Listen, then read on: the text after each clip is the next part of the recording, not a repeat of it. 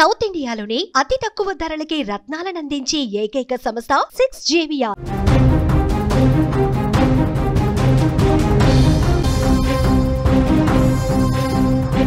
మెదక్ జిల్లాలో పాశవిక ఘటన. ప్రియుడి మోజులో కన్న బిడ్డను హత్య చేసింది ఓ కసాయి తల్లి. 2 ఏళ్ల చిన్నారిని దుర్మార్గులు చంపేశారు. కన్న బిడ్డను చంపి ప్రియుడితో పరారైపోయింది. 3 నెలల తర్వాత ఈ దారుణం వెలుగులోకి వచ్చింది. భర్త ఫిర్యాదుతో ఈ రహస్యం బయటపడింది. మృతదేహాన్ని పోలీసులు వెలికి తీస్తున్నారు. ఇటీవలి కాలంలో అక్రమ సంబంధాలు పూర్తిగా భార్యాభర్తల బంధాలని మసకబారుస్తోంది, పూర్తిగా తెంచేస్తోంది. అంతేకాదు కన్న బిడ్డలని కడతేర్చేంతటి కఠినమైన మనస్తత్వానికి దారితీస్తున్న పరిస్థితి. క్షణికావేశంలో చేసే తప్పులు జీవితాల్ని నాశనం చేస్తోంది. అభం శుభం తెలియని పిల్లల ప్రాణాలు కూడా తీస్తున్నాయి. పరాయి మనిషిపై ఉండే మోజు మనిషిలో మానవత్వాన్ని పూర్తిగా చంపేస్తోంది. తన రక్తం పంచుకు పుట్టిన బిడ్డను కూడా చంపేంత కసాయిగా మారిపోతోంది తల్లి. మాతృత్వం అనే బంధాన్ని పూర్తిగా కాలరాస్తూ తన కడుపున పుట్టిన బిడ్డకే నరకాన్ని చూపించి ఆఖరికి ఆమె ప్రాణాలు కూడా తీసేసింది. ఈ ఘటన మెదక్ జిల్లాలో వెలుగు చూసింది. ప్రియుడి మోజులో పడిన ఓ కసాయి తల్లి తన 2 ఏళ్ల కూతుర్ని అత్యంత దారుణంగా చంపేసింది. పాపను కనీసం కనికరం లేకుండా ఒక 10 అడుగుల గుంతలో పాతేసి ప్రియుడితో లేచిపోయింది. ఈ దారుణం ఇప్పుడు ఆలస్యంగా బయటపడింది. మెదక్ జిల్లా శివంపేట మండలం శభాష్పల్లికి చెందిన 22 ఏళ్ల మమతకు 5 ఏళ్ల క్రితం సిద్దిపేట జిల్లా రాయపోలు గ్రామానికి చెందిన భాస్కర్తో పెళ్ళైంది. 2 పిల్లలున్నారు. మమతకు అదే గ్రామానికి చెందిన ఫయాజ్తో వివాహేతర సంబంధం కూడా ఉంది. ఈ క్రమంలో మే 27వ తేదీ నుంచి తన కుమార్తె తనుశ్రీతో కలిసి వెళ్ళిపోయింది. తన భార్య 2 ఏళ్ల కుమార్తె కనిపించడం లేదు అంటూ ఆమె భర్త భాస్కర్ పోలీసులకి కంప్లైంట్ ఇస్తే పోలీసులు విచారణ చేస్తే అప్పుడు ఈ విషయాలన్నీ బయటకు వచ్చినాయి. భర్త ఫిర్యాదుతో దర్యాప్తు వేగం చేశారు పోలీసులు. మమత తనుశ్రీ ఆచూకీ కోసం గాలింపు చేపట్టారు. ఈ క్రమంలో వారి ఫోన్ సిగ్నల్ ఆధారంగా గుంటూరులో మమత ఫయాజ్ని గుర్తించారు పోలీసులు. వాళ్ళని అదుపులోకి తీసుకుని 2 ఏళ్ల కుమార్తె గురించి ఆరా తీస్తే మొత్తం విషయం బయటపడింది. నిజాలు మొత్తం కక్కేశారు. తమ బంధానికి అడ్డుగా ఉందని తనుశ్రీని తామే హత్య చేసి శభాష్పల్లి శివారులో పాతి పెట్టామని చెప్పారు. మమతను శివంపల్లికి తీసుకొచ్చి ఆమెను ఎక్కడైతే చంపేశారో ఎక్కడైతే పాతి పెట్టారో ఆ ప్రదేశాన్ని చూపించారు. అక్కడ తవ్వగా కుళ్ళిన స్థితిలో చిన్నారి మృతదేహం దొరికింది. దీంతో నిందితులు 2ని కూడా అదుపులోకి తీసుకొని విచారిస్తూ ఉన్నారు. ఇటీవల కాలంలో అన్ని బంధాలండి, ఒకటి కాదు పలానా బంధమని కాదు, ప్రతి బంధం కూడా పూర్తిగా మానవ సంబంధాలు మృగ్యమైపోతూ ఉన్నాయి, కనుమరుగైపోతున్నాయి. అక్రమ సంబంధాల మోజులో పడి భర్తల్ని చంపేసేవాళ్ళు కొందరైతే, కడుపున పుట్టిన పిల్లల్ని పొట్టన పెట్టుకునే వాళ్ళు ఇంకొందరు. సమాజంలో మనుషులు ఇంత నీచంగా తయారయ్యారా, ఇంత దిగజారిపోయారా, కనీసం విలువలు కూడా లేకుండా ఇంత దారుణంగా ప్రవర్తిస్తున్నారా అనే విధంగా ఘటనలు జరుగుతున్నాయి. అభం శుభం తెలియని 2 ఏళ్ల కూతురండి, 2 సంవత్సరాలు అంత చిన్న పాపని తనకు పుట్టినటువంటి ఆ తల్లే అంత దారుణంగా చంపేస్తుందంటే ఎలా అర్థం చేసుకోవాలి?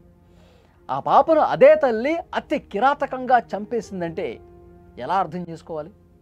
ఇంత దుర్మార్గమా? అంటే ప్రియుడి మోజులో పడిపోయి ఎన్ని దుర్మార్గాలు చేస్తూ ఉన్నారో ఈ మధ్యకాలంలో మనం చూస్తున్నాం. ఈ కేసు గురించి ఒక్కసారి మనం మాట్లాడుకుంటే శివంపేట మండలం, మెదక్ జిల్లా శివంపేట మండలంలో శభాష్పల్లి 5 సంవత్సరాల ఇందేవికి పెళ్ళయి భర్త భాస్కర్తో కలిసి ఉంటున్న క్రమంలో 2 పిల్లలండి.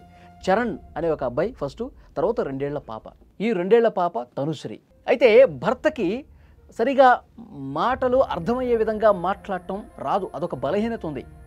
నత్తిగా మాట్లాడటం ఏదో ఉంది.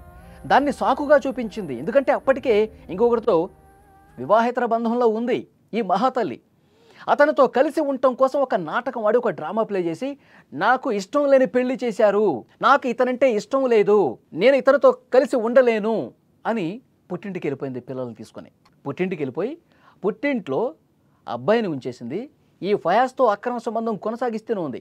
మనం ఇక్కడ ఉండొద్దు, మనం వేరే ప్లేస్కి వెళ్ళి బతుకుదాం, నాకు నీతో ఉండాలని ఉంది, నీతో కలిసి బతకాలని ఉంది, నాకు ఎవ్వరు వద్దు, నువ్వే కావాలి అని చెప్పి ఫయాజ్తో మాట్లాడి మనం దూరంగా వెళ్ళిపోదాం అని చెప్పి ముందే ప్లాన్ చేసుకుని కొడుకు పుట్టింట్లోనే పెట్టింది. కొడుకు చరణ్ని పుట్టింట్లోనే పెట్టింది. కుమార్తె 2 సంవత్సరాల తనుశ్రీని కుమార్తెని తీసుకుని ఆ ఫయాజ్ అనేవాడితో కలిసి వెళ్ళిపోయింది. వెళ్ళిపోతూ ఆ శభాష్పల్లి శివారులో ఊరు దాటి కొంచెం బయటికి వెళ్ళారో లేదో, ఇదెందుకు మనకి తోక ఎందుకు, మన ఇద్దరం కలిసి దూరంగా వెళ్ళి బతుకుదాం అని భావించి ఆ ప్రియుడు ఈ మహాతల్లి కలిసి ఏం చేశారంటే ఆ 2 సంవత్సరాల పాప తనుశ్రీని ఊరు చివరికి తీసుకువెళ్ళి అటు నుంచి ఇటు నుంచి 4 వైపుల నుంచి ఎవరు వస్తున్నారో లేదో ఒక్కసారి చెక్ చేసుకొని నిర్మానుష ప్రదేశానికి తీసుకువెళ్ళి ఆ చిన్న పాపను ఒక్కసారి మీరు ఊహించండి, ఇమాజిన్ చేయండి.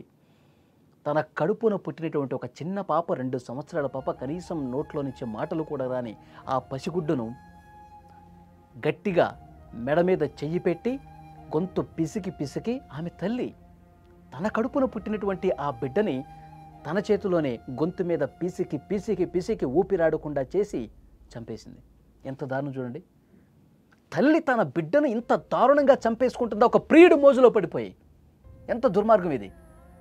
చంపేసి అక్కడే ఒక గోతి తవ్వేసి ఎవరు చూడట్లేదని చెప్పి ఆ గోతిలోనే పాతి పెట్టేసి మళ్ళీ మట్టి కప్పేసి ఏమీ తెలియకుండా గుంటూరు వెళ్ళిపోయారండి. గుంటూరుకు పోయి ఎక్కడ మనం ఉండొద్దో గుంటూరు పోయి మనం హ్యాపీగా సరసాలు సల్లపాల్లో మనం మునిగి తేలిపోవచ్చు, మన కోరికలు మనం హ్యాపీగా ఉండిపోవచ్చు అనుకుని ఆ ఫయాజ్తో కలిసి ఈ కిరాతక తల్లి గుంటూరుకు పోయి అక్కడ ఉంటుంది. భర్తకు అర్థం కాల, ఉంటే ఇక్కడ ఉండాలి, సరే నేను ఇష్టం లేదని చెప్తే అక్కడ ఉండాలి, వాళ్ళ తల్లి ఇంట్లో ఉండాలి, వాళ్ళ పుట్టింట్లో ఉండాలి, ఎక్కడ లేదు, చిన్న పాప కనిపించట్లేదు. అది అతని ఆందోళన. భర్త వెంటనే పోలీసులకు కంప్లైంట్ చేస్తే పోలీసులు ఇన్వెస్టిగేషన్ స్టార్ట్ చేస్తే వాళ్ళ కాల్ రికార్డ్ ఆధారంగా, సిగ్నల్స్ ఆధారంగా వీళ్ళు గుంటూరులో ఉన్నారని తెలుసుకుని అక్కడికి వెళ్ళి విచారిస్తే అక్కడ ఫయాజ్ అనేవాడు ఈమె ఇద్దరు ఉన్నారు. ఆమె లేదు, చిన్న పాప లేదు.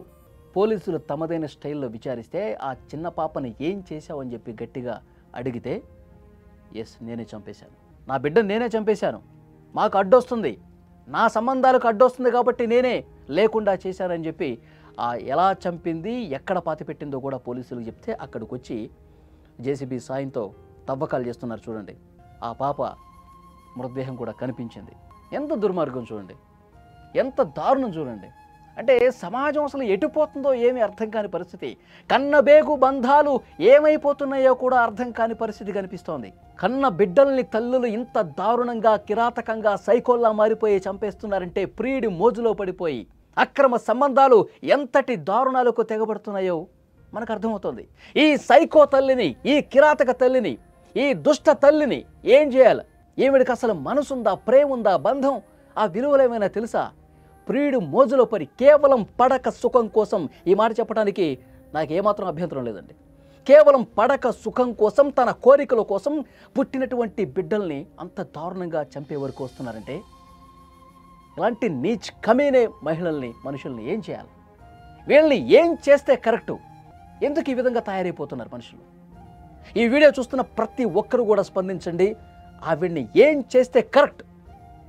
వాళ్ళ బంధువులు చెప్తా ఉన్నారు, నడి రోడ్డు మీద ఉరి తీయాలి, చంపాలి. ఇలాంటి ఘటనలు జరిగినప్పుడు బంధువులు, వాళ్ళకి తెలిసిన వాళ్ళు ఇదే మాట చెప్తా ఉంటారు. మీరు చెప్పండి, ఈమెకి ఎలాంటి శిక్ష వేయాలి చెప్పండి. చిన్న పాపని, 2 సంవత్సరాల పాపని, కనీసం నోట్లో నుంచి మాటలు కూడా రాని ఆ అభం శుభం తెలియని ఆ పాపని, ఆ బంగారు తల్లిని తమ చేతులతోనే, పుట్టినటువంటి ఆ చేతులతోనే అంత దారుణంగా చంపేశారంటే ఏం చేస్తే కరెక్ట్ చెప్పండి? దయచేసి మీరు కామెంట్ రూపంలో తెలియజేయండి.